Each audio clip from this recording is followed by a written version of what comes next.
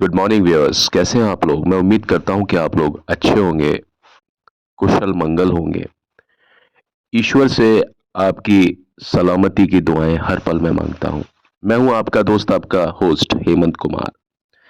आज एक बार फिर से बात करूंगा मैं शोले के बारे में, लेकिन शोले के बारे में एक अलग परिवेश पर, एक अलग परिप्रेक्ष्य में। पर्सपेक्टिव डिफरेंट ही होगा। आज हम बात करेंगे शोले फिल्म में कुछ जो सीन्स हैं वो कहां से प्रेरित हैं। आज मैं इस चीज के बारे में आपसे कुछ बातें शेयर करने वाला हूं।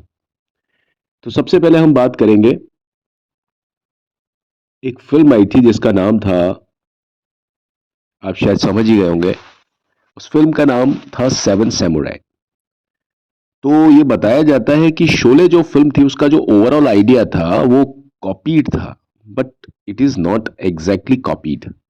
पूरी तरीके से कॉपी तो नहीं था। हाँ, उसका जो शोले फिल्म में जो एक एनवायरनमेंट जो क्रिएट किया गया था, जो सराउंडिंग्स था उसका, एक देखिए आप, शांति नहीं लग रही है शोले में। शोले में एक सन्नाटा लग रहा है। वो जो चीज थी ना, वो सेवन सैमुराई फिल्म से ली गई थी। बहुत मशहूर फिल्म रही है सेवन सैमुराई। और इस फिल्म का जो कथानक था वो ऐसा था कि इस फिल्म में 7 लड़ाके होते हैं, 7 फाइटर्स होते हैं, और जिनका ये मिशन होता है कि वो गांव वालों को इकट्ठा करते हैं। ये हॉलीवुड मूवी थी। और उन गांव वालों से बात करते हैं, उनको लड़ना सिखाते हैं, डिफेंस करना सिखाते हैं दुश्मनों से। और बाद में वो डाकुओं से लड़ते हैं, और इस तरह से वो अपनी जंग होती है जो कि एक लीगल पर्पस के लिए होती है, उसको जीत जाते हैं। शोले में और सेवन सैमुराई में अगर ये एक समानता थी तो असमानता बहुत ज्यादा थी। और वो असमानता ये थी कि आप देखिए कि शोले फिल्म की जो परिस्थिति थी, कारण जो था वो अलग था। उसमें जो मर्डर था, एक मास मर्डर होता है जो कि एक पुलिस कमिश्नर है, एक उनके घर पर इस तरह से उनका पूरा परिवार को तबाह कर दिया जाता है। फिर एक वजह पैदा होती है जहां पर इन दो किराए के चोर, वीरू और जय नाम के जो कैरेक्टर्स हैं, उनको बुलाते हैं, उनसे उनकी सेवाएं ली जाती है और कांटे को कांटे से निकाला जाता है ना। सोसाइटी में ऐसा ही होता है कि असभ्य इंसान को मारने के लिए दूसरा जो असभ्य होता है उसी को ही इस्तेमाल किया जाता है। वायरस को हटाने के लिए एंटीवायरस डाला जाता है, लेकिन वो एंटीवायरस भी एक तरीके से वायरस ही होता है। तो वो यही है कि शरीर में आप टीका लगवाते हैं बच्चे को, तो वो टीका भी एक्चुअली कोई वायरस ही होता है। वो दूसरा वो एंटीवेनम का काम करता है। बस यही चीज है, यही चीज है सोसाइटी। और वो जो फॉर्मूला था वो सभी जगह पर है। ऐसा नहीं है कि वो सेवन सैमुराई से डायरेक्टली कॉपीड था वो। हाँ, वो एक आइडिया वहां से लिया गया था क्योंकि लेना जरूरी भी था। तो इसमें थे 7 हीरो, इसमें सेवन सैमुराई में, और जबकि शोले में थे सिर्फ 2 हीरो। हीरो वो जो कि इस फिल्म में वास्तव में डकैतों से भिड़ जाते हैं, उनकी बात मैं कर रहा हूं। और एक ऐसी ही एक फिल्म थी, वो भी हॉलीवुड की ही थी, जिसका नाम था once upon a time in the West. ठीक है। तो ये जो फिल्म थी once upon a time in the West, इसमें जो एक सीन था, जो मेन जो कहानी का जो धुरी थी, जो उसका एक्सिस था, वो ये था कि जो विलेन होता है वो हीरो के पूरे परिवार को खत्म कर देता है, और बड़ी बेरहमी से, बड़ी ब्रूटैलिटी के साथ में खत्म करता है। तो वो जो एक माहौल जो क्रिएट किया गया, वो जो एक सीन क्रिएट किया गया इस फिल्म में, उसको डेप्थ में लाने के लिए, ये जो सीन था ना, ये once upon a time in the West film से प्रेरित था, जो कि हॉलीवुड की फिल्म थी। इसके अलावा शोले फिल्म में स्टार्टिंग में जो सीन था, एक बड़ा जानदार सीन था, आप समझ गए होंगे। जिम एलन द्वारा निर्देशित किया गया वो सीन, पूरा फाइट सीक्वेंस होता है, ट्रेन में जो टसल होती है डकैतों के बीच में, और ये हमारे हीरो होते हैं जो अ, जय वीरू और साथ में ठाकुर साहब।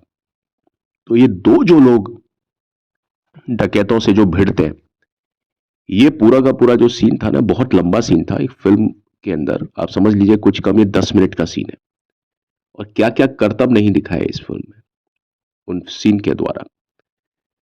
तो ये जो सीन था ना, ये भी एक प्रेरित सीन था जिसकी प्रेरणा ली गई थी।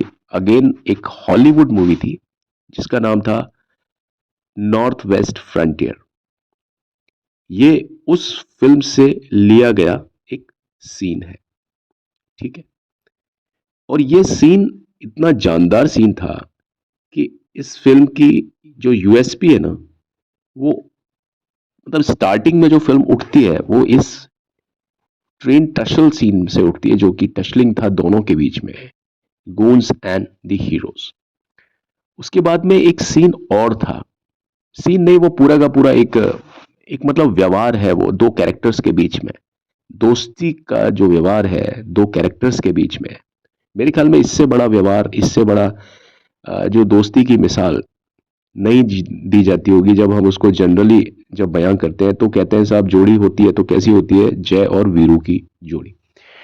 तो आपको ये जानकर के शायद ताज्जुब हो कि ये जो जोड़ी वाला कंसेप्ट था, जय और वीरू की जो जोड़ी थी, ये भी कंसेप्ट लिया गया था एक विदेशी फिल्म से जिसका नाम था Butch Cassidy and Sundance Kid. क्या नाम था फिल्म का? Butch Cassidy and Sundance kid.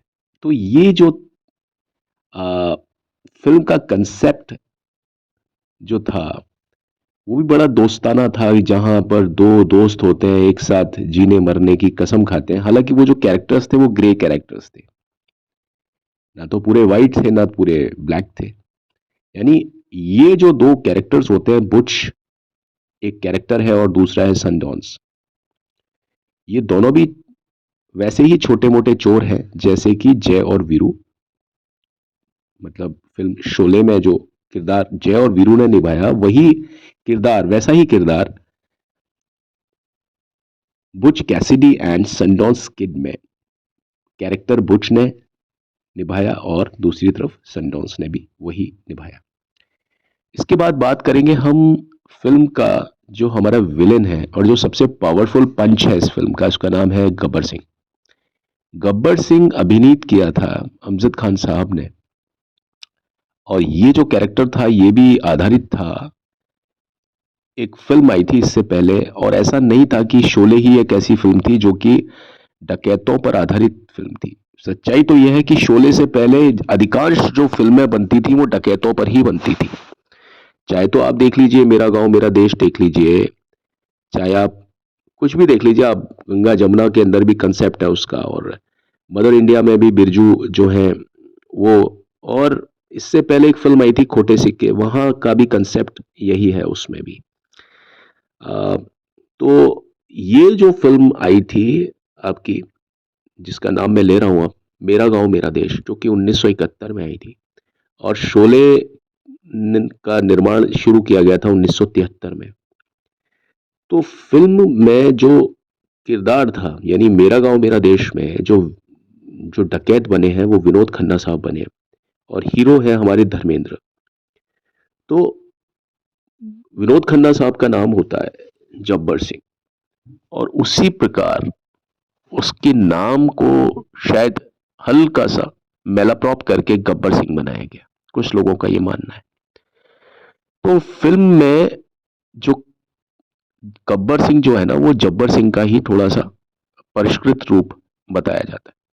हालांकि एक दूसरी कहानी ये भी बताती है कि ये जो गब्बर सिंह नाम का वास्तव में कुख्यात डकैत हुआ करता था मध्य प्रदेश में, इंदौर में और जबलपुर, जहां पर सलीम खान साहब यानी सलमान खान के पिताजी और सलीम खान के जो वालिद साहब है ना, वो पुलिस महकमे में थे, एक बहुत अच्छे आला अधिकारी थे वो उसमें।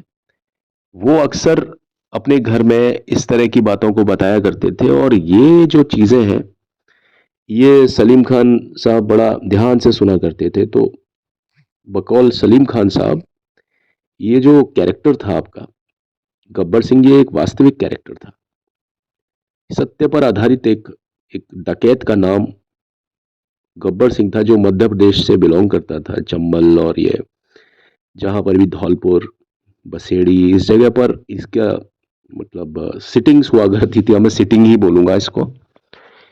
तो उसका ये काम हुआ करता था कि पुलिस वालों को अपहरण करना और उसके नाक कान काट देना। तो ये कंसेप्ट जो हुआ ना, ये वहां से पैदा हुआ। इस फिल्म के जो किरदार हैं, उनके किरदारों के बारे में भी मैं आपसे आगे जो वीडियो आएंगी मेरी, उसमें मैं तफसील से बड़ी फुर्सत से बात करूंगा। लेकिन फिलहाल मैं आज आपको सीन्स के बारे में बता रहा था कि कौन सा सीन शोले फिल्म में किस फिल्म से प्रेरित लगता है। हालांकि शोले फिल्म अपने आप में एक मूल कृति है, मैं आपको फिर भी यही बात कहूंगा, क्योंकि शोले को जो शिद्दत के साथ में शोले फिल्म का निर्माण किया गया, इतनी शिद्दत के साथ में शायद ही कोई ऐसी फिल्म थी जिसका निर्माण किया गया हो। हालांकि मुगले आजम भी शिद्दत के साथ बनी है, और जो आपकी पाकीज़ा, और मतलब मैं ये नहीं कहता कि उससे पहले कोई फिल्म शिद्दत से नहीं बनी थी, लेकिन एक ऐसी स्टोरी के ऊपर काम किया जाना जिसके ऊपर ऑलरेडी कई फिल्में बन चुकी हैं और कई फिल्में फ्लॉप रही हैं। और इतिहास तो ये बताता है कि शोले से पहले जितनी भी फिल्में, उससे पहले करीब 7-8 साल पहले जितनी भी फिल्में बनी जो डकैतों की पृष्ठभूमि पर आधारित थी, उसमें से कोई भी फिल्म चली नहीं थी। उसके बावजूद भी आपके जीपी सिप्पी और रमेश सिप्पी ने ये इतना खतरनाक कदम उठाया। एक बड़ा हिम्मत वाला काम था कि जहां पर सब लोगों ने मना कर दिया था कि भाई आप इस कंसेप्ट पर फिल्म मत बनाइए, कब तक हम इन सारी चीजों को देखेंगे। आप देखिए वहां पर उन्होंने इस चीज को किस तरीके से, कितना कॉन्फिडेंस से, मतलब ना सिर्फ बनाया बल्कि डकैत को एक अलग प्रकार से क्रिएट किया गया उनकी फिल्म में। डकैत का जहां पूरा वेशभूषा, उसका परिधान, उसके बोलने का तरीका ही बदल दिया। अब इस परिधान और इस वेशभूषा के बारे में मैं अगली वीडियो में आपसे रूबरू होकर के ही बात करूंगा। चलिए आज की वीडियो में बस इतना ही, और अगली वीडियो में मैं फिर से आपके समक्ष बात करूंगा गब्बर सिंह को लेकर के, जिसका मैंने जिक्र आपको अभी छोड़ा है या छेड़ दिया है। दोनों एक ही बात है। चलिए, पर जाने से पहले मैं आपसे वही रिक्वेस्ट करता हूँ कि प्लीज़ मेरे चैनल को लाइक शेयर सब्सक्राइब ज़रूर कीजिए प्लीज़। हम जैसे यूट्यूबर्स के लिए ये एक बहुत एक यही तो है हमारी प्रेरणा कि आप लोग थोड़ा सा हमें अगर देख लें, समझ लें और थोड़ा सा प्रोत्साहित कर दें, बस इससे ज़्यादा हमें क्या चाहिए। और इसी उम्मीद के साथ में और इसी वादे के साथ में कि अभी तो चलता हूँ और लौट के मिलता हूँ, कल सुबह फिर आपसे एक बार रूबरू होऊंगा। तब तक के लिए मुझे आज्ञा दीजिए। आप लोग खुश रहें, आबाद रहें, मस्त रहें और अपनी ज़िंदगी को बहुत अच्छे तरीके से जिए। ईश्वर आपका हर चीज़ में हर पल साथ दे, पूरा दिन आपके साथ रहे जहाँ भी आप जाएं। Thank you and have a nice day. May God bless all of you. Bye, take care.